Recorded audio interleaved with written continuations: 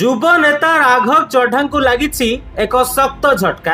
आम आदमी पार्टी इस्तीफा दे भारतीय जनता पार्टी बा बीजेपी रे जोग देवार निष्पत्ति तांकर सोशल मीडिया लोकप्रियता उपरे गभीर प्रभाव पकईछि। गत मात्र 2 दिन मध्य से तांकर 13 लाख रु अधिक इंस्टाग्राम फॉलोअर्स हराइछन्ते।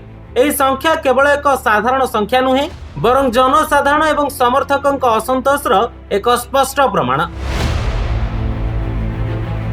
तथ्य अनुसार गत एप्रिल 23 तारिख सुधा राघव चड्ढांकर इंस्टाग्राम रे मोट 14.6 मिलियन फॉलोअर्स थिले।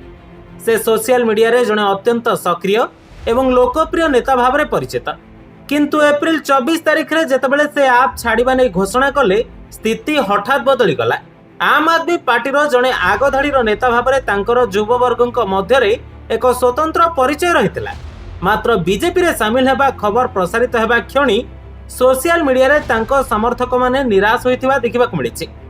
मात्र गोटाए दिन रे अर्थात एप्रिल 24 तारिख परठारु 13 लाख रु अधिक व्यवहारकारी तांको इंस्टाग्राम रे अनफॉलो करि दैछन्ते।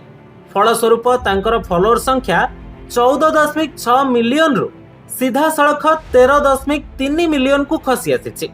डिजिटल जुगरे एते बड़ संख्यार फॉलोअर्स हरैबा कौनसी राजनेतांको पई एक बड़ क्षति बोली विशेषज्ञ माने मत देउछन्ते। सबुठारु आश्चर्यकर कथा हेउछि एही ह्रास एबे मध्य अटकी नाही। वर्तमान सुधा राघवंकर इंस्टाग्राम अकाउंट रु फॉलोअर्स खसिबा प्रक्रिया द्रुत गति रे जारी रहिछि। आम आदमी पार्टीर समर्थक माने तांकर एही निष्पत्ति को एक विश्वासघातकता भाबरे देखुथिबा कारणरु सोशल मीडिया रे एपरि तीव्र प्रतिक्रिया प्रकाश पाउछि बोली राजनैतिक समीक्षक माने आकलन करुछन्ते। आगामी दिन में राघव चड्ढांकर एही बड़ राजनैतिक परिवर्तन तांको क्यारियर पई केते लाभदायक हेबो ताहा केवल समय कहिबा।